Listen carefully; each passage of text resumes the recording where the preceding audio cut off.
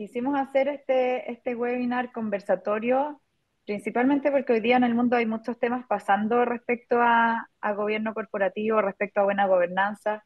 También a veces hay un entendimiento que buena gobernanza solamente o que buen gobierno corporativo solamente se refiere a un buen directorio, y la buena gobernanza es mucho más allá que el directorio. Eh, Al final termina involucrando toda la empresa, tiene que ver también qué es lo que está pasando con los stakeholders, el riesgo y manejo de crisis, anticorrupción e integridad, la relación con los mismos inversionistas, las compensaciones y remuneraciones, y por lo tanto quisimos tener esta conversación para poder sacar también este concepto de que el gobierno corporativo es solamente un buen directorio, y también poder entregar ciertas pautas en lo que se viene en el mundo. Muchas veces en Chile somos súper reactivos y cuando sale una nueva norma o cuando sale una nueva ley, es cuando empezamos a actuar, pero la verdad es que no tenemos que esperar a que eso pase. Si bien en Chile, comparado con Latinoamérica, estamos muy avanzados, ahí también Mauricio, que le tocó participar activamente en la elaboración de la 461, también nos va a contar más tarde el porqué de esto. Pero siendo que estamos muy avanzados, igual el mundo está avanzando mucho más rápido. Hoy día Europa está sacando nuevas regulaciones que no solamente afectan a las empresas europeas, sino que también a todos los stakeholders que se relacionan con estas empresas, y por lo tanto también a todos los proveedores de estas empresas. Sin ir más lejos, Alemania ya hace un tiempo exige que los proveedores de empresas alemanas cumplan con criterios ESG, y en el fondo esto es una tendencia que vino para quedarse, y por lo tanto, más allá que hablar de lo que está pasando hoy día en Chile, queremos hablar de cuáles son estas nuevas tendencias que se vienen. Y qué mejor que poder hablar de estos temas con Tina Rosenfeld. Tina es directora de empresas y ha sido una de las prepulsoras, eres mi ídola, Tina, pero de empujar estos temas desde el mundo empresarial y sobre todo desde los directorios de Andrés Merino, que es presidente de Provía, pero también desde el mundo de las AFP, y desde los inversionistas institucionales le ha tocado empujar también estos temas desde el mundo de inversionista institucional. Y Mauricio Larraín, que hoy día, así como lo muestra su fondo de pantalla, se encuentra en Stanford porque es profesor visitante de Stanford, también es profesor de planta de la Universidad de los Andes, también es director de empresas y está entrando ahora también a ser director de un banco, y le tocó participar como comisionado de la Comisión de Mercado Financiero en empujar estos temas también desde el regulador. Por lo tanto, qué mejor que este panel de lujo que tenemos hoy día para poder conversar sobre estos temas, para poder conversar sobre las tendencias que se están dando. Y lo que vamos a hacer es tener presentaciones cortitas donde Mauricio, Tina y Andrés nos van a contar su experiencia, pero después esto se va a transformar en una conversación, y por lo tanto les pido que vayan mandando sus preguntas a la sección de preguntas y respuestas para poder irlas ahí moderando en el fondo, o irselas haciendo a los participantes. Así que eso, muchas gracias a todos por estar acá. Y Mauricio, partamos contigo si nos puedes contar cuáles son las tendencias que has visto, sobre todo cómo se ve este tema desde California, y a ti te ha tocado también estudiar la regulación de las distintas partes del mundo. Así que, Mauricio, el micrófono es todo tuyo. Muchas gracias, Susana. Y bueno, primero que nada, gracias por la invitación. Susana es un referente a nivel nacional e internacional en términos de gobierno corporativo, en términos de compliance y en términos de elevar los estándares en esta materia. Así que para mí es un honor estar acá en este evento organizado por Susana y por supuesto con los copanelistas tan destacados que son Tina y Andrés. Entonces, mira, Susana, para entender las principales tendencias globales en gobierno corporativo, yo creo que es importante dar un paso atrás y entender cuáles han sido los principales cambios a nivel global del último tiempo, que han sido muchos. Primero, aceleramiento de cambio climático. Segundo, aceleramiento de cambios sociales. En el caso de Chile se manifestó en el estallido social. Está los avances tecnológicos muy acelerados que incluyen la disrupción tecnológica de la inteligencia artificial, por supuesto, las tensiones geopolíticas de Rusia y Ucrania, Palestina e Israel, entre otros temas. Entonces, estos han sido cambios que están afectando a todos los países en el mundo y lo que uno ha observado es que los directorios de las compañías y sus gobiernos corporativos han ido reaccionando a estos cambios, han ido respondiendo. Y esta respuesta es lo que ha ido marcando las últimas tendencias en gobierno corporativo a nivel internacional. Déjenme mencionar algunas tendencias relevantes en respuesta a estos cambios, en respuesta a cambios climáticos y cambios sociales. Lo que uno observa a nivel internacional es un creciente involucramiento del directorio en estas temáticas. Yo creo que cada vez hay un mayor consenso de que estos factores ambientales, estos factores sociales, pueden ser relevantes como fuente de creación de valor de las compañías. Y por lo tanto, lo que uno ve es un creciente interés por parte de los directorios de identificar riesgos de sostenibilidad y no solamente identificarlos, sino que ver cómo gestionarlos, cómo mitigarlos. Eso es una cara de la moneda, por supuesto, la otra cara de la moneda son las oportunidades. Estos cambios también traen oportunidades. Y lo que vemos es que los directorios cada vez están haciendo un mejor trabajo para identificar estas oportunidades y ver cómo aprovecharlas. Y por supuesto, esto viene de la mano de más y mejor información de sostenibilidad que se entrega al mercado. Y en ese contexto, Susana, la CMF dictó hace un tiempo atrás lo que tú mencionaste, que fue la regulación 461 sobre entrega de información de sostenibilidad, eh, que a mí me tocó liderar y que después más adelante podemos volver a discutirlo en más detalle.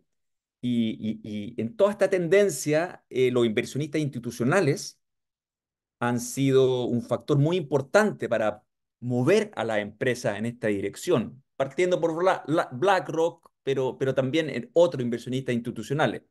Entonces acá me encantaría que después Andrés, desde su experiencia de la AFP, que es un inversionista institucional fundamental en Chile, nos pueda contar cómo está viendo este fenómeno. Entonces, número uno, mayor involucramiento del directorio en temáticas ambientales y sociales. Número dos, relacionado al número uno, un mayor foco en la importancia de la diversidad. Creo que ya hay un consenso cada vez más fuerte que la diversidad dentro del directorio y dentro de la organización puede ser una fuente importante de creación de valor. Puede llevar a mejores discusiones que a su vez terminan en mejores decisiones. Y acá la diversidad de género es importante, pero no está limitada solamente a género. Puede ser diversidad en experiencia, en edad, en nacionalidad, en background, etcétera.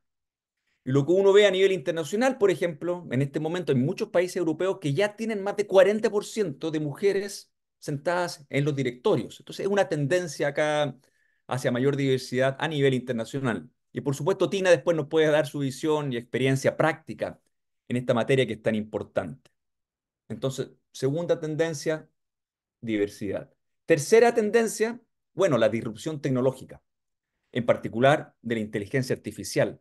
Yo creo que ya hay un consenso de que acá hay una oportunidad única de ocupar esta tecnología para poder crear valor en las compañías.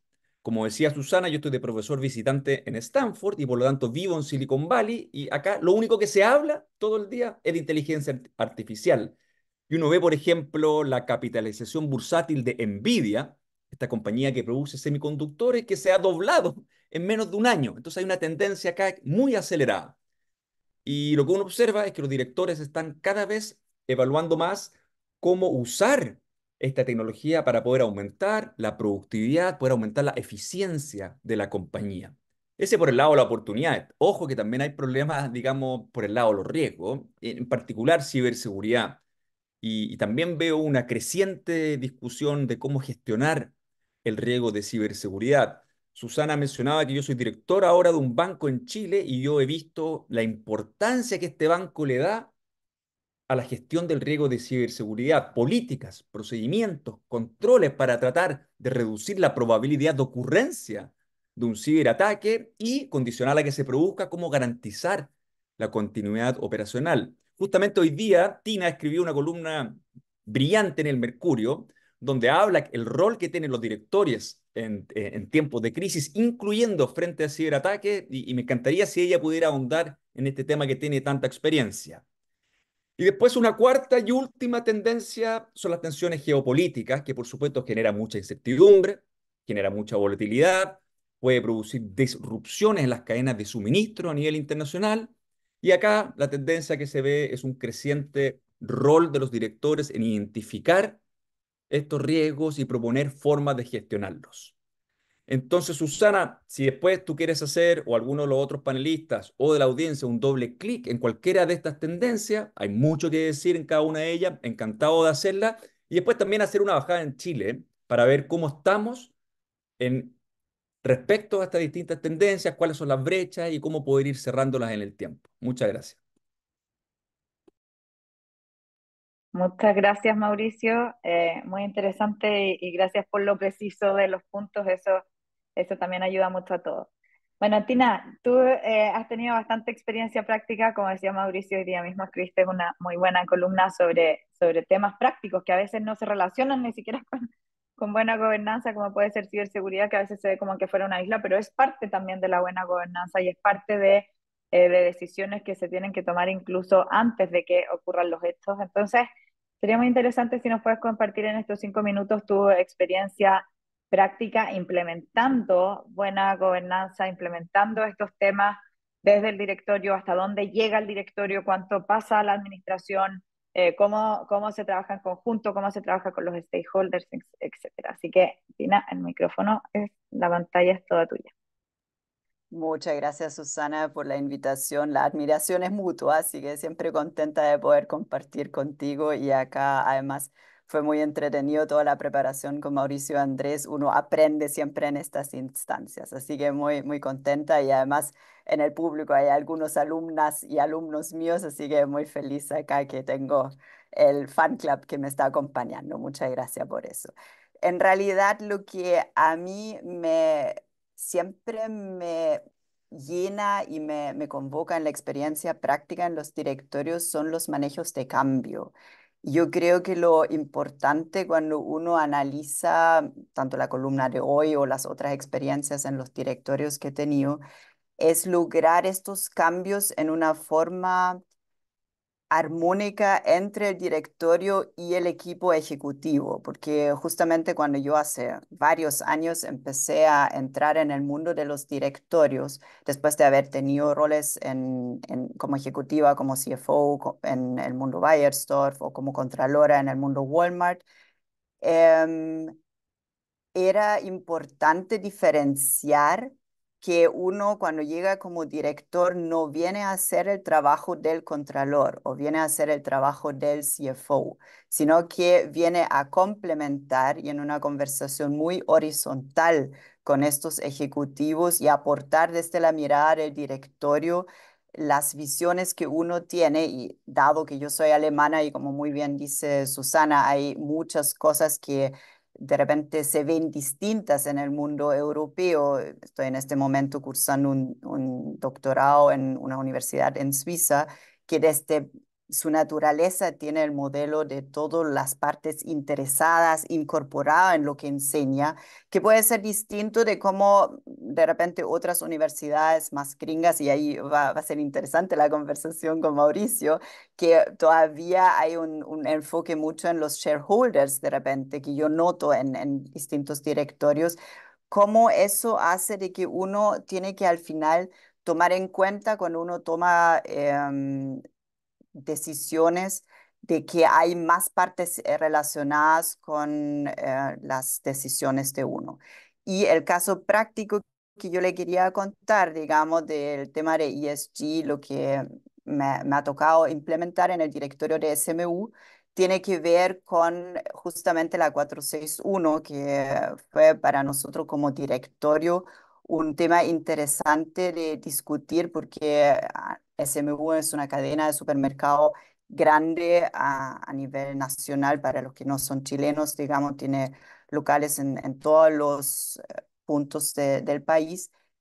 Y cuando llegó el tema de la 461 dijimos, ¿cómo lo vamos a enfrentar entre el equipo ejecutivo y el equipo directorio? Y dado que el tema de gobernanza para nosotros era muy importante, implementamos un comité de directores, que en este caso era un comité de sostenibilidad, que me tocó liderar, y también invitamos a los ejecutivos que eran los relevantes para ver ese tema. Y en ese sentido se incorporó Investor Relations, se incorporó personas porque tenía que ver con el cambio de la organización, con la fijación de los objetivos y también, obviamente, la gerencia de sostenibilidad. Y así fuimos implementando esta nueva norma, pero desde los objetivos de los ejecutivos, que yo creo que eso es importante en el fondo, el manejo de cambio tiene que partir de la estructura desde arriba y también tiene que ser parte de lo que se mide dentro de las organizaciones, como muy bien decía Susana. Me volé un poco, Susana, así que yo sé que después vamos a poder profundizar un poco más en los temas, pero quiero dejar el espacio a Andrés para no robarme acá el micrófono. Muchas gracias, Tina, y efectivamente es súper interesante cómo se combinan esas miradas y después vamos a profundizar en eso, porque muchas veces se malentiende que es como, ya listo, esto es, acá está el manual, síganlo, en vez de ir construyendo en conjunto, o sea, que los lineamientos vengan desde arriba y desde abajo y que se logren combinar. Así que muchas gracias, Tina, muy interesante tu experiencia que vamos a seguir conversando. Y bueno, ahora Andrés, también queremos saber tu mirada y sobre todo como inversionista institucional, ¿qué cosas eh, miran ustedes y también cómo han estado trabajando, por qué le dan importancia a estos temas, el impacto que también tienen y cómo se ve desde el lado como de la inversión, por así decirlo, y no de los costos y sabiendo que esto es importante a futuro también para poder mantener la sostenibilidad a largo plazo? Así que toda tuya la pantalla, Andrés. Gracias, Susana, y gracias por estar en este panel tan interesante con mis colegas, con la Tina y con Mauricio. La verdad que una de las cosas por qué nos interesó participar a tu invitación, Susana, es que esto es algo nuevo, el ESG. En Chile, le voy a dar un par de información después, no lleva muchos años desde que se está poniendo en relieve. Y acá voy a hacer un minuto, un paso más atrás. Provida pertenece a un grupo americano que transa en bolsa, que es MetLife. ¿Y por qué lo digo? Porque influye mucho el carácter del accionista en las mejores prácticas. Y esto arranca para nosotros el 2015, ya van a ser bastantes años, con la promoción de paridad de género en los directorios, algo que mencionaron ambos panelistas, porque la paridad de género, buscar la paridad de género, te lleva a visiones diferentes. Seguimos con una firma, un acuerdo verde que lo hizo Provida y nos suscribimos a uno que se llama el PRI, que es la traducción de los principios de inversión responsable el año 19. Después seguimos incorporando scoring a todo lo que es la inversión en ESG y después sacamos un primer informe. Hicimos algo muy interesante que fue incorporar la política de inversión responsable que la aprobara la Superintendencia de Pensiones el año 2022. Y aquí tomamos otra decisión importante. Algo crítico, para que esto funcione tiene que tener un diseño organizacional acorde. Y se creó dentro de la área de inversiones la gerencia de este tipo de tema que es ESG, donde empezó al interior de la propia organización, el año previo, cuando ya sacamos el primer informe del 2021, a generar el cambio cultural. Esto no es de un día para otro, toma tiempo y tiene que entenderlo el propio management y también el directorio, que en este caso obviamente estaba súper apoyador, de por qué es importante la inversión de ESG. ¿Qué hay detrás? Que cuando las empresas empiezan a tomar las mejores prácticas de la inversión en ESG, se ve, y ahí hay tres letras, déjenme resaltar por un minuto que es la G, que es de governance, que al tener buenos governance no solo mejoran este tipo de inversión, sino que hay un tema de que las compañías tienden a ser más completas, más preocupadas del medio ambiente, del clima, obviamente, pero también de temas de paridad, de temas de clientes, de temas de comunidad, de temas de colaboradores. Va como un todo porque es un cambio cultural, no es algo aislado. Y esto nosotros lo llevamos a la Superintendencia de Pensiones, Obviamente otros inversionistas institucionales se han unido también a esto y acá sí hay que apoyar a los emisores, ya sea de acciones o bonos, donde empresas como la nuestra y otras del sector, al menos pensiones puedo hablar, ayudan a mostrar por qué hay que hacerlo, qué es lo que se debe hacer y por qué estamos preocupados de esto. No hay que olvidarse que esto no es lo único que uno evalúa un inversionista de nuestro tamaño, sino que obviamente la ecuación, para solo simplificarla en una, riesgo-retorno está permanente en todo tipo de evaluación de inversión para tener, obviamente, mejorar las pensiones de chilenos y chilenas. O sea, no es que se deje lo otro, es se adicionan nuevos elementos de gobernanza, de clima, de comunidad y de responsabilidad.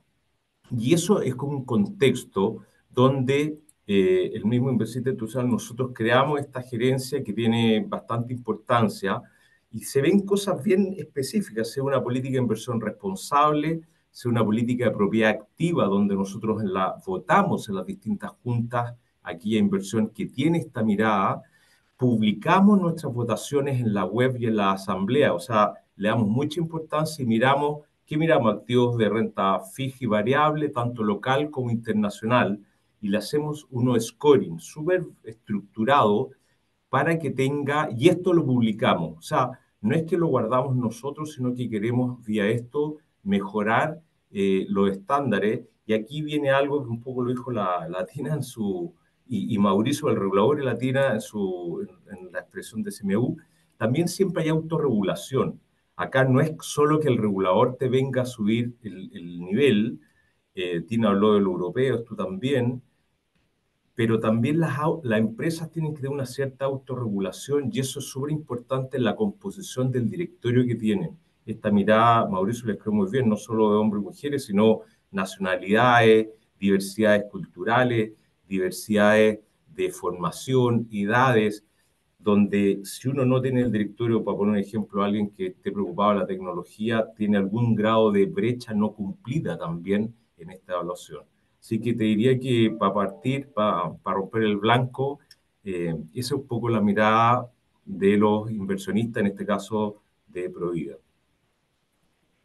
Super, muchas gracias, Andrés. Súper interesante también y sobre todo esta mirada de la autorregulación y de poder, y también poder entender que la G es un factor donde demuestra la preocupación de la empresa y donde efectivamente que empresas con una mejor G son más preocupadas de todos los otros aspectos y la G no significa solamente quedarse ahí encerrados en el fondo como en la empresa, sino que también zorrea, perdón la palabra fea, pero a todo el resto de los stakeholders. Bueno, gracias por las introducciones. Ahora, ojalá, o sea, en este tiempo la idea es que podamos tener una conversación y quería partir preguntándoles, porque todos ustedes lo mencionaron, el tema de las distintas regulaciones, cómo están avanzando en Europa, Andrés mencionó lo de la autorregulación. ¿Cómo lo ven ustedes, siendo súper sinceros en Chile? Porque, ¿qué es lo que al menos a mí o la sensación que yo tengo es que somos súper legalistas, como que tiene que salir la regulación para que nos empecemos a preocupar? Suena muy lindo decir tenemos que ir más allá, tenemos que avanzar antes, tenemos que estar mirando lo que pasa afuera, pero a veces actuamos como una especie de isla burbuja, donde hasta que no salga la ley, hasta que no salga la norma, no avanzamos hacia allá. Entonces ahí les quería preguntar a ustedes cómo lo ven o cómo les ha tocado verlo desde su experiencia, obviamente que sin dar nombres concretos, pero cómo sienten el ambiente desde las posiciones donde se encuentran. Sí, ahí no sé quién quiere partir. Bueno, Tina. Voy yo entonces, sí. No, quizás también me toca participar de mesas que de por sí son más avantgardistas. Yo creo que uno también va atrayendo un poco también empresas y haciendo fit porque había una pregunta en el chat de cómo uno hace este cambio de ejecutivo a director y es porque uno va generando una propuesta de valor como director y mi propuesta de valor tiene que ver obviamente con innovación, tiene que ver por el otro lado también con el tema de cumplimiento. Entonces lograr estas dos cosas a veces es un desafío.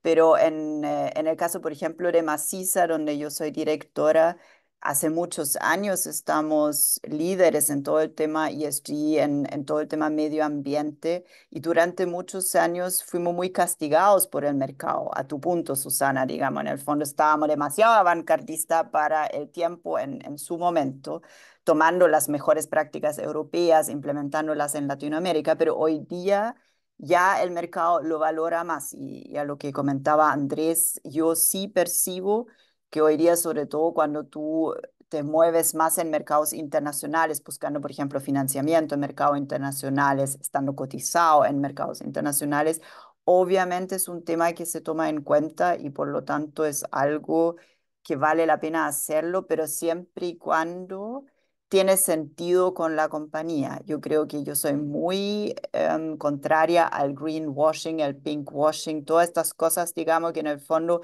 lo estoy haciendo para salir bien en una foto. Yo creo que eso el mercado se da demasiado cuenta y es algo que al final, y no solamente el mercado, sino también internamente se nota, digamos, que no cuaja con mi cultura, digamos. Entonces yo creo que hoy día la diferenciación es cuando yo realmente, como yo decía adelante, cuando yo lo tengo como parte de mis objetivos, parte de mis procesos, todo el directorio, el equipo ejecutivo se cree el cuento, eso el mercado lo nota y lo valora. Así que eso lo puedo comentar, pero quizás un poquito sesgado porque claramente me gusta estar en ese tipo de compañías. Muchas gracias, Tina. Pero qué bueno el último comentario, porque también creo que todos somos responsables de elegir el tipo de empresas que queremos estar. Y así como hemos hablado, como Andrés mencionaba, que esto es bueno también para la inversión, también es bueno para atraer talento y para retener talento. Así que buen punto, me gusta estar en ese tipo de compañías. Pero gracias, Tina. Mauricio. Sí, gracias, Susana. Mira, yo concuerdo contigo, Susana, y este es un tema que hemos hablado bilateralmente más de una vez, que en Chile hay efectivamente una tendencia a ser muy legalista y que en muchos casos, no en todos, pero en muchos casos las empresas se contentan con cumplir el mínimo legal y el mínimo regulatorio y quedarse ahí. Me da la impresión, Susana, que esto se puede deber a los fiscales y a los abogados de las compañías, que le meten mucho susto al directorio y a la alta administración de que es muy riesgoso ir más allá del mínimo legal o regulatorio, y si dicen algo, aun cuando no sea exigido legalmente, si después no lo cumplen, podrían ser sancionados, castigados. Entonces existe, esto lo he conversado con hartos directorios, que los abogados a veces le ponen un poco susto a los directores bueno, y los directores por supuesto tienen que ser prudentes y les escuchan mucho a los abogados. Entonces ahí Acá tenemos hartos sí, sí, abogados eso, me presentes, así gustaría que, escuchar su visión, sí, pero sí, los de acá no son los que me meten susto, son los que sí, empujan estos temas y se sí, apropian de la gente. Pero sí, sí, interesante el punto. eso. Entonces, yo veo brecha, ¿eh? La autorregulación, yo como alguien que cree profundamente en el virtuosismo del sector privado y el rol que tiene en la sociedad, yo creo firmemente en la autorregulación. Pero en Chile, lo que yo he observado es que la autorregulación es limitada. Acá en Estados Unidos, donde estoy viviendo ahora, y tú también, Susana, la autorregulación es muy fuerte. En el mercado de valores, por ejemplo, existe una institución que se llama FINRA, que es una institución del sector privado, no es del gobierno, y autorregula a todas las entidades relacionadas al mercado bursátil, a los corredores de bolsa, a los broker dealers, etcétera. En Chile no tenemos algo parecido. Entonces hay espacio, digamos, en Chile por crecer, avanzar más en autorregulación. Otra temática, que también lo he discutido más de una vez con Susana, es que muchas jurisdicciones en el mundo, en Europa, en Asia, en otros países de las Américas, cuentan con un código de buenas prácticas de gobierno corporativo. Y esa es una iniciativa de autorregulación. Es el mismo sector privado que se ha organizado, se ha coordinado y ha dicho, miren, nosotros creemos que estas 5, estas 10, estas 15 prácticas todas las compañías la deberían ir siguiendo, porque al seguirla pueden promover la creación de valor dentro de la organización. Y Chile no cuenta con un código de gobierno corporativo. Y se ha tratado en el pasado de impulsar un código de esta naturaleza y esos intentos han fracasado. Entonces, eso abre una serie de preguntas. ¿Por qué ha pasado eso? Y más importante, ¿qué se puede hacer para que no vuelva a pasar? Y que Chile pueda escribir un código de gobierno corporativo donde no está inventando la rueda acá, está simplemente siguiendo las mejores prácticas de autorregulación en el resto del mundo. Y efectivamente, como dice Susana, al estar un poquitito atrasado en términos de mejores prácticas internacionales, y esto también lo mencionó Tina, eh, se hace un poquitito más difícil, un poquitito más costoso el financiamiento internacional. Entonces, si uno quiere, siendo Chile una economía pequeña y abierta al resto del mundo, donde quiere que vengan capitales extranjeros a financiar los proyectos y las inversiones chilenas, hay que cerrar esta brecha. Entonces, si quiere, después más adelante podemos discutir cómo ir cerrándola, pero creo que es importante y hay que avanzar más en autorregulación. Súper, gracias Mauricio. Y Andrés, ¿cómo te ha tocado a ti con la regulación? Porque además que estás en una industria súper regulada también, donde están todos los ojos encima, pero ustedes igual, y ahí tal vez sería interesante que abordes esta pregunta desde lo que significa tener accionistas estadounidenses y por lo tanto cómo ellos, o sea, porque hay cosas que para Chile o para estándares chilenos son autorregulación, pero viniendo desde Estados Unidos o al final es el mismo controlador o los mismos accionistas del grupo los que también lo empujan. Entonces, si nos puedes compartir también un poco de esa experiencia. Yo creo ahí, primero por el lado del carácter del accionista, obviamente influye y mucho, porque yo mencioné que el 2015 Provía puso el tema de la paridad de género, empezó a incentivar que en cada terna de directorio, así como está Latina, estuvo en SMU y está ahora en Maciza, hubiera al menos una mujer en cada terna. Eso influye por el carácter de nuestro accionista, porque viene con las mejores prácticas de Estados Unidos.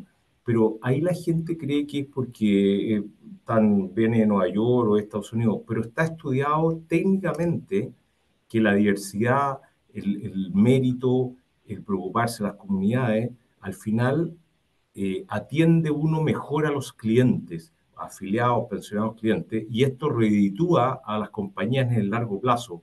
Melde fue una compañía que tiene 150 años. Hay poquísimas en el mundo abiertas en bolsa que han durado tanto con toda la disrupción tecnológica, pero ayuda mucho a este tema de la autorregulación, obviamente el carácter de accionista, si está abierto en bolsa o no, pero la mirada de largo plazo. Y ahí el directorio, con su diversidad, tiene que traer la mirada de largo plazo, porque la contingencia la tiene el gerente general, que tiene incendio todos los días, como yo digo, muchos. Eh, Esa mirada a largo plazo la tiene que tener el directorio, que le ayuda a la administración a ver impacto futuro. Hizo una muy buena introducción y lista Mauricio al inicio de cambio climático, cambios sociales, tecnológicos, geopolíticos. Bueno, el directorio tiene que estar preocupado de eso, viendo qué está ocurriendo y cómo nos va a impactar de cara al cliente, de cara al colaborador, de cara a la sociedad, de cara al regulador, de cara a la propia empresa y al accionista. Y eso, yo diría que los directorios sí, en las compañías más grandes está, pero hay un mundo de diferencia entre una compañía grande como es Provida o los institucionales, sector financiero, con las pequeñas, medianas y con las startups. Acá nos hemos hablado de todo ese mundo, pero uno tampoco le puede exigir al inicio a una pyme o una startup este tipo de estándar porque no tienen el que es CFO, es casi como dijo Latina, es CFO, controller, ve tema, el abogado ve temas de compliance y el CFO, auditoría interna, o sea, tienen como 3 o 4 funciones en cada una de las posiciones. Entonces, creo que la legislación también debe separar los mundos, al menos en grandes corporaciones, pyme, startups, y ahí empezar a mostrar por qué es bueno hacerlo, qué trae consigo mismo, que no solamente algo que carga de costos, sino que trae beneficios realizar este proceso. Un gran beneficio, que lo mencionaron los dos, es la atracción de talento. Hoy día, de verdad, a nivel mundial, yo tengo un directorio en Colombia, es la guerra por el talento. Y con la población envejeciendo, que no he hablado de eso acá, va a ser cada vez más difícil la guerra por talento. Por ende, las mejores prácticas te ayuda a atraer talento worldwide, de donde venga. Da lo mismo color, raza, etnia, edad. El talento se mueve por el mundo y cada vez más. Y eso es la mirada a largo plazo que uno le tiene que hacer a una compañía. Estas buenas prácticas, al menos en algún aspecto, nos va a ayudar a atraer y retener talento para la sustentabilidad de esta compañía, de esta industria, siempre de cara, no hay que olvidar a nuestros clientes, afiliados, colaboradores, comunidades, porque es para lo que uno se debe. Acá tampoco hemos hablado del propósito, ¿ah? Pero hay que unir los directorios con el propósito de las compañías. Es muy importante. El propósito hay que hacerlo con la gente al interior, con los propios equipos, porque le habla más al interior muchas veces que al exterior. Si la gente al interior está contenta con el propósito, se siente identificado. La Dina dijo una cosa muy cierta, ella se autoselecciona a los directorios que va. Bueno, los colaboradores también se empiezan a autoseleccionar con aquellas empresas que se sientan o no identificadas con el propósito. Súper, no, muchas gracias a los tres. Bueno, qué lindo, ojalá que todos pensaran como pensamos nosotros.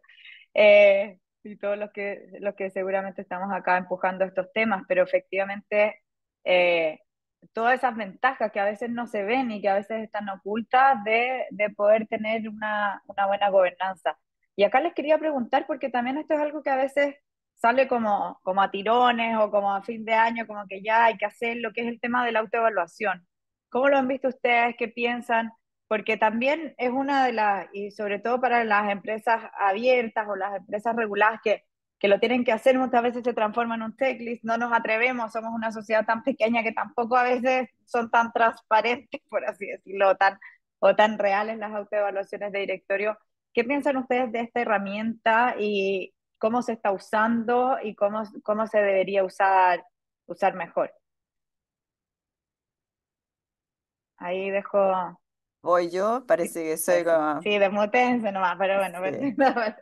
dale, No, sí. para mí el tema de la autoevaluación es un temazo porque yo siento que en comparación con otras culturas en Chile cuesta muchísimo que se vea y que se tome como un tema positivo. Se ve mucho de la mirada como crítica. Yo me acuerdo, digamos, antes de la 461 estaba como el famoso cuestionario de la 385 y que era como la pregunta que estaba como el 99% de las empresas no lo estaba haciendo, sí, era una cosa que yo no lo podía creer.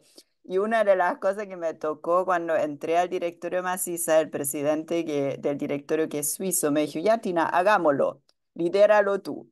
Y yo dije, ya, aquí vamos y lo empezamos a hacer y de verdad que ha sido un proceso maravilloso de construir en conjunto con los ejecutivos una mejor cultura. Y esto no para nunca, porque es como el proceso de evaluación de desempeño que estamos muy acostumbrados en las organizaciones, digamos, de los ejecutivos para abajo.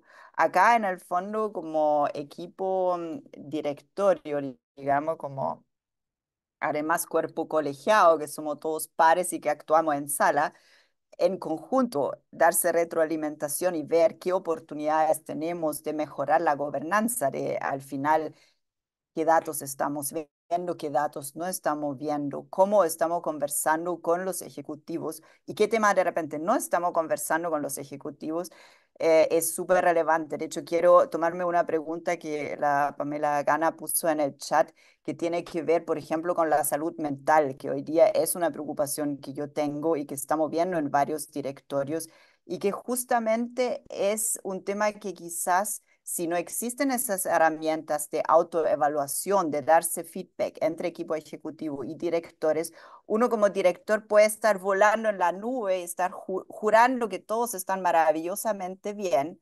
Y resulta que hoy día las enfermedades mentales, todas las oportunidades también del punto de vista de personas diversas, digamos, que tienen necesidades diversas también de sus equipos de trabajo, es un temazo y que de repente son los mismos ejecutivos, sobre todo los relacionados con personas, recursos humanos, que lo pueden acercar a los directorios a través de estas conversaciones de las autoevaluaciones, que son más del qué, son cómo hacemos las cosas, cómo tenemos nuestras conversaciones. Entonces yo soy una gran fan del tema de las autoevaluaciones, pero siento que sobre todo en Chile es un tema que todavía falta mucho camino que recorrer, lamentablemente.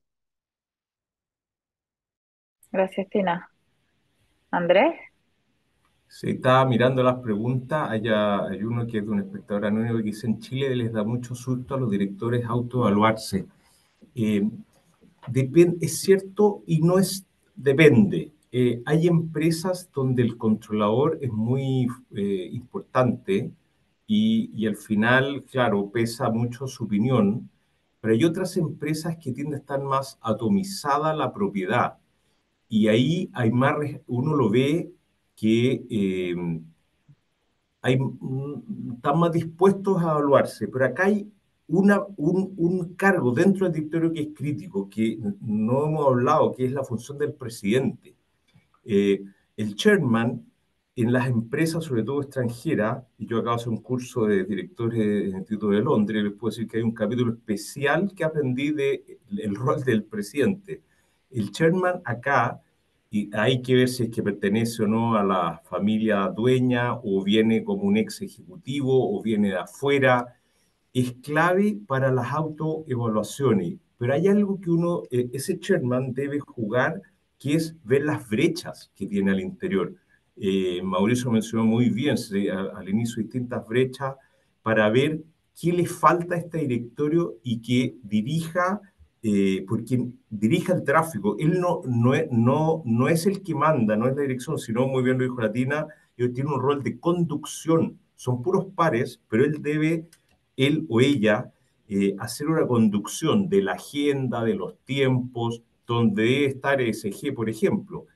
Y al menos una vez al año, una de las cosas sanas que me ha tocado ver, y ahora siendo presidente de Provida, hacer, es que uno saca, no está la administración y pregunta, por ejemplo, cómo ven a los distintos ejecutivos, los principales, qué es bueno, qué no, qué podemos mejorar. Y también el chairman debe tener suficiente humildad, y aquí el ego a veces juega en contra, sobre todo más al hombre que a las mujeres, de decir cómo uno lo ha hecho. Es decir, ¿qué hacemos distinto para que haya una buena gobernanza? Pero hay que construir las confianzas al interior del directorio, porque uno cuando tiene más confianza se dice las cosas sin dañar, y la forma sí importa. O sea, hay que decir el fondo, pero la forma también, por lo menos los chilenos somos, los latinos también, porque me ha tocado estar en Colombia, donde la forma sí también hay que cuidarla, pero hay que decir, vamos a hacer una evaluación para ver qué nos falta, qué mejoramos, qué apoyamos en esta mirada larga a la administración y al gerente general. O sea, meterlo dentro de la estrategia que tiene la empresa. No es solo autoevaluarme una nota porque sí. Y esto, bueno, Susana, y tú sabes que nosotros en AmCham también nos autoevaluamos como gremio, y es una práctica muy buena este es un gremio chileno-americano, donde genera esta cultura de autoevaluación, si en medio va a decir, bueno, nos falta esto. Entonces, creo que ahí hay un camino muy importante por recorrer, donde sí el presidente probablemente con el dueño, si es que corresponde, de impulsarlo hacia adelante la autoevaluación de cara a la estrategia de la empresa, de cara a la mejora hacia adelante con la mirada larga, 3, 5 años. gracias, Andrés. Y Mauricio, aprovecho de preguntarte tú la misma pregunta, pero ¿cómo también te tocó verlo desde la CMF? O sea, como en tu rol de regulador, que era una de las exigencias, pero ¿qué tan reales al final son estas autoevaluaciones? Y en el fondo, ¿cuánto le creemos o cuánto es por cumplir? Ya, listo, ya está todo. Sí. Sí, sí, bueno, efectivamente, bueno, yo concuerdo con Tina y con Andrés que el tema de la autoevaluación de los directorios es algo muy virtuoso. Y por eso justamente, y Tine también lo mencionó, que el año 2015, o sea, casi hace 10 años atrás, que fue cuando por primera vez se dictó la norma 385, que fue la antecesora de la norma 461, había una pregunta acerca de si es que el directorio ¿Se autoevalúa o no y con qué frecuencia? Siempre en un formato comply or explain. Es simplemente, oye, ¿usted se autoevalúa o no? Y si no se autoevalúa, explique por qué no se autoevalúa. Entonces, en el regulador siempre hemos pensado que esto es importante y efectivamente muchas de esas respuestas, como decía Tina, venían, digamos, con un cero. Entonces ahí hay brechas relevantes, hay brechas relevantes que ir cerrando, pero esto es como un esfuerzo que tiene que emanar del sector privado. O sea, lo más que puede hacer el regulador es decirle, oiga, informe al público, al mercado, si usted se está evaluando o no, pero es la compañía la que se tiene que tomar eso en serio. El regulador no puede hacer más que eso. Lo mismo con lo de diversidad, que es divertido lo que decía Andrés, perdona que me cuelgo a algo que dijo antes, que en el año 2015 ustedes partieron con este tema de diversidad en las ternas de directores, y bueno, fue justamente el año 2015 que el regulador dictó la norma 386. Perdonen por tanto número, pero son dos normas hermanas, la 385 y la 386. Y el mismo 2015, casi hace 10 años atrás, el regulador promulgó una norma que le dice a la empresa, oiga, divulgue al público qué tan diverso es su directorio. No está imponiendo una cuota, no está sugiriendo nada concreto, sino que simplemente divulgue, sea transparente, reporte y que sea la responsabilidad en el fondo de la empresa. Oye, chuta, un poco como de, cómo le llaman en inglés? Name and shame. Oye, yo tengo cero mujer en el directorio y después va a aparecer al día siguiente el diario financiero con una nota, oye, esta compañía tiene puros hombres en el directorio. ¿Y por qué estoy diciendo esto, Susana? Porque también hay un componente de mercado acá. Así que hay que entender estas temáticas como una oportunidad de negocio.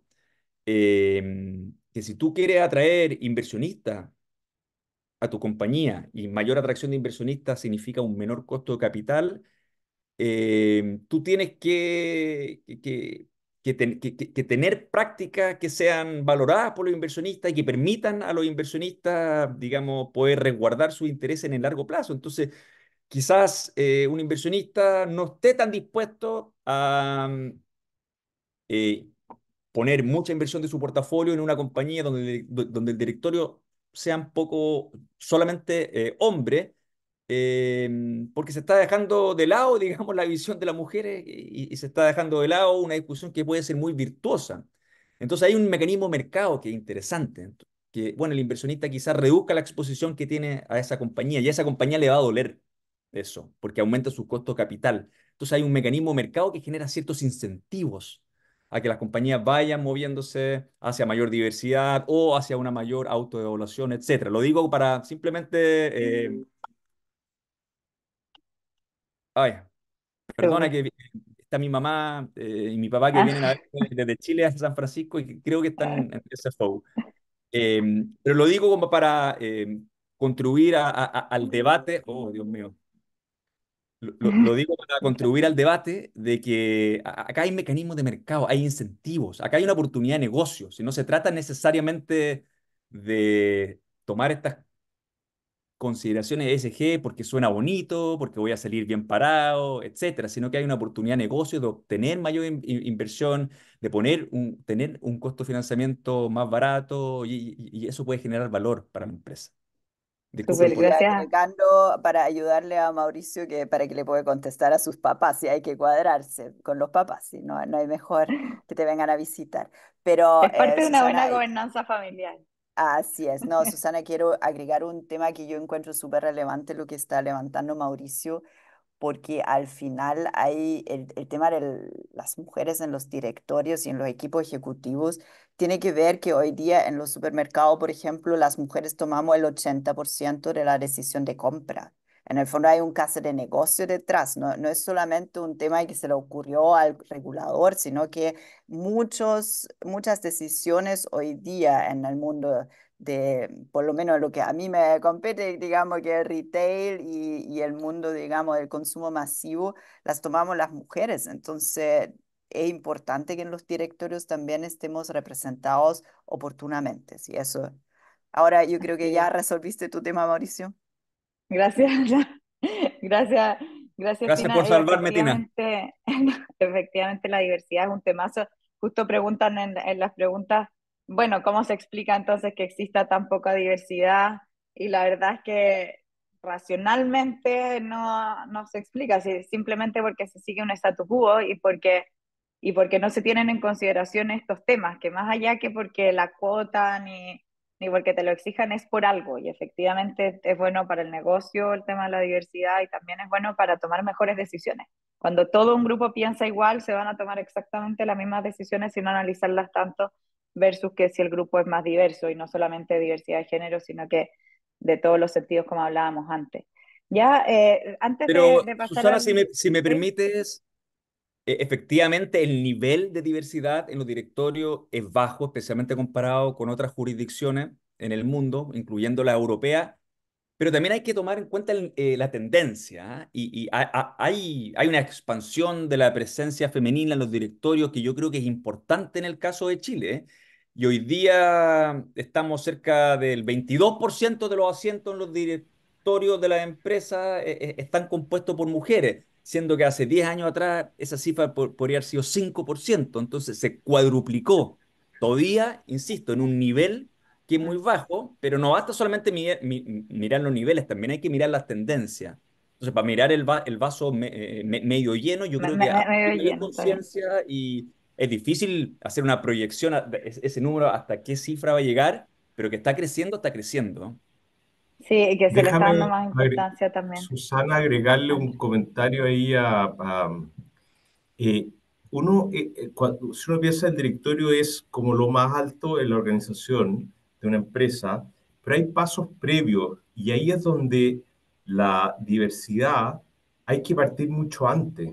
Probablemente en la atracción de talento, desde los que están saliendo de institutos, universidades, entren ya más bien paritarios. Si uno ve las universidades, hoy día son mayoría mujeres en casi muchas carreras, derecho, ingeniería comercial, por nombrar dos que tengo más cercanía. Chile, afuera no lo tengo tan claro, pero después el tema es que cuando entran a la organización se empieza a perder esta paridad. Entonces, es mucho antes el trabajo de la paridad, tiene que partir desde que es más joven y ahí los gerentes de área, él o ella, y sobre todo gerentes generales, deben estar conscientes para que los reportes de gerente general ya vengan con mujeres, para que cuando pasen al directorio sean aportes súper concretos también. Hay un tema que no han podido, no han tenido la exposición previa. Tina dijo que ella había trabajado de CFO y controller. Bueno, pero no todas tuvieron esa oportunidad. Entonces ahí entran a la universidad, de la universidad o instituto, a la empresa y a la empresa tienen que eh, tener paridad. Hay un tema que nosotros en Medles lo detectamos harto en las entrevistas, es que, y ha ido cambiando para bien, que a mí me gusta mucho el fútbol, es pedir la pelota, que decir yo quiero el cargo de CFO o controller, en eso ha ido cambiando, las mujeres son menos, son más como conservadoras. Y no sé en la legislación, en la parte europea, pero yo te diría que también uno debe decir, este cargo está, primero se paga lo mismo, el cargo de abogado, da lo mismo si hombre o mujer, o sea, el fiscal, supongamos el CFO. Después todos tienen la misma oportunidad, pero tiene que uno tener semillero previo para la pregunta que había ahí, ¿por qué hay pocas mujeres? Hay un factor previo, varios pasos antes, para que lleguen al directorio las mujeres, tienen que haber ejecutivas mujeres, subgerentes, gerentes, gerentes de división, etcétera, y que ellas mismas vayan diciendo puedo, y ahí hay que meter temas de gobernanza del país como la sala cuna.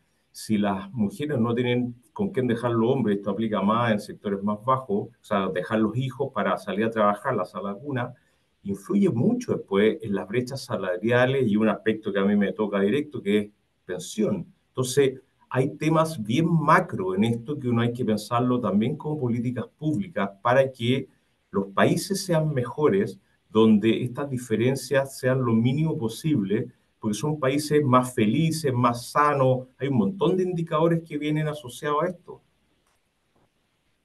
Súper, no, muy interesante el tema y en definitiva es algo que el tema de la diversidad que pasa a ser importante y que muchas veces no depende solo del contexto empresa, sino que del contexto global.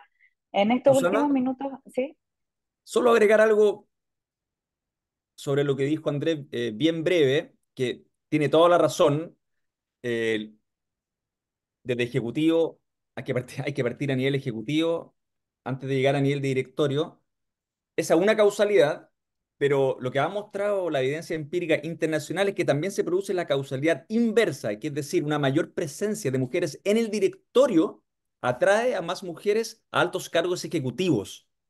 Entonces, es un loop que va en ambas direcciones y si funciona bien, se puede producir en un círculo muy virtuoso, porque actúa en las dos direcciones y se complementan.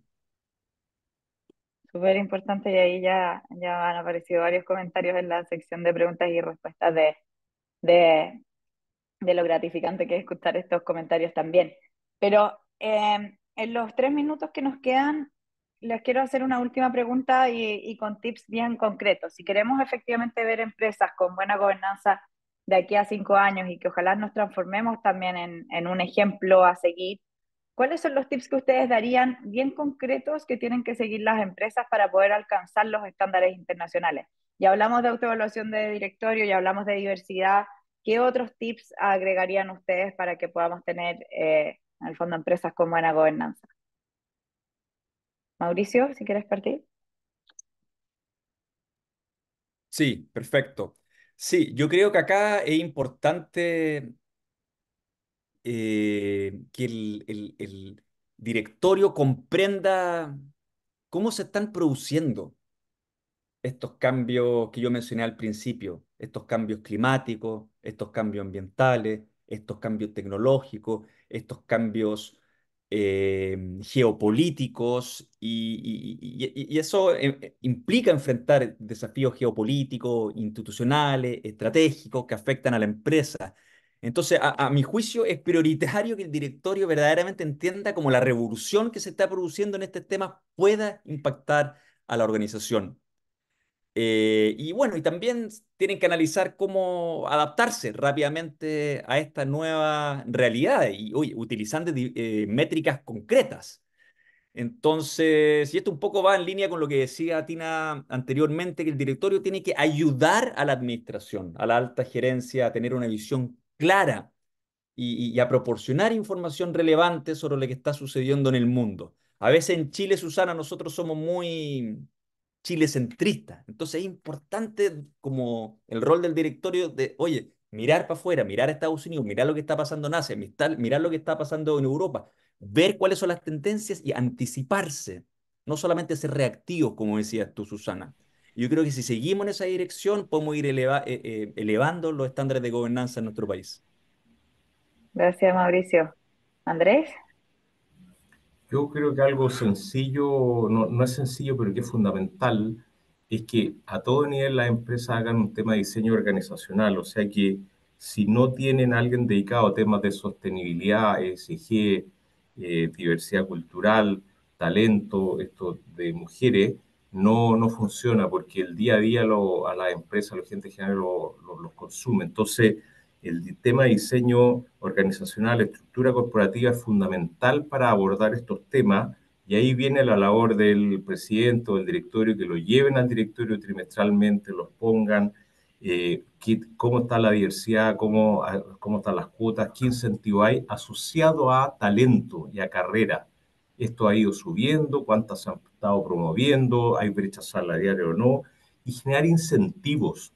En la evaluación puede ser en MetLife, que uno vaya en eso bastante más avanzada, pero está el qué y el cómo. Aparte de la métrica, uno tiene que lograr tener, y en la ponderación de los incentivos, pondera más si es que se cumplen variables de diversidad, por ejemplo. Son críticos para incluso las carreras de buenos profesionales. Ahora las empresas tienen que hacerlo y no que sea, lo dijo creo que Latina, no sea un Greenwatch, sino que estos deben de ser auditados por gente externa. Eso sí que hay que hacerlo para que no sea algo falso, porque si no juegan contra para los propios colaboradores, pero también para el mercado y se afecta a la credibilidad.